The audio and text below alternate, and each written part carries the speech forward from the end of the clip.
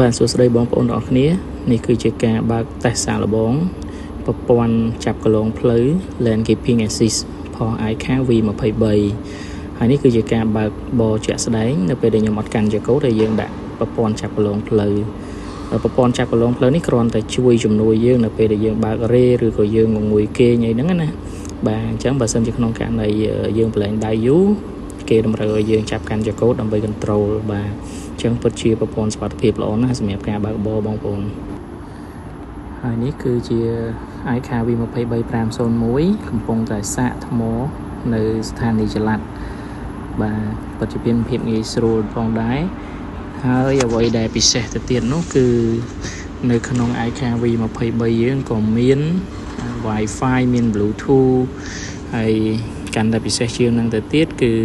យើងអាចមើល YouTube បាទស្ដាប់ចម្រៀងអីផ្សេងមើលរឿងបានដោយសេរីបាទនៅក្នុង app ផុស LAN iCar នេះបាទអញ្ចឹងបងប្អូនទិញយកទៅប្រើប្រាស់នេះគឺមានភាពងាយស្រួលយើងមិនបាច់ចាំចាក់តាមទូរស័ព្ទឬក៏អីទេឲ្យតែមាន Wi-Fi ឬ hotspot ទៅយើងភ្ជាប់ជាមួយនឹងរថយន្ត iCar នេះទៅបងប្អូនអាចប្រើប្រាស់ YouTube ដើម្បីកំសាន្តសប្បាយពេលដែលយើងធ្វើដំណើរតាមផ្លូវផងដែរបាទហើយបើនិយាយពី color វិញគឺច្បាស់ល្អណាស់បងប្អូនច្បាស់កឡែតហ្មងបាទពលឺដិតល្អពណ៌អី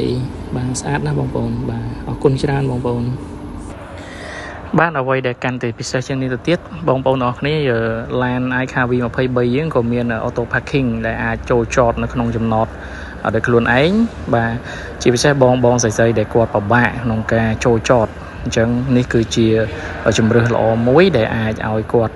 ប្រើប្រាស់ប្រព័ន្ធ auto parking នេះដើម្បីឲ្យឡានសេរីរកកន្លែងចតដោយខ្លួនឯងបានហើយពាក់ព័ន្ធជាមួយនឹងប្រព័ន្ធកាមេរ៉ា360ពិតជាច្បាស់ទាំងថ្ងៃទាំងយប់បាទមើលឃើញច្បាស់ល្អណាស់បងប្អូនបាទអរគុណច្រើនបងប្អូនសម្រាប់ការតាមដានទស្សនាវីដេអូនេះបាទសូមអរគុណ